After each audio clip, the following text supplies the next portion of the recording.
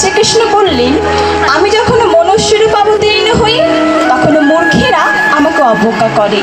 তারা আমার পরম ভাব সম্বন্ধে অবগত নয় এবং আমাকে সর্বভূতের মহেশ্বর বলে জানে না। হরে কৃষ্ণ।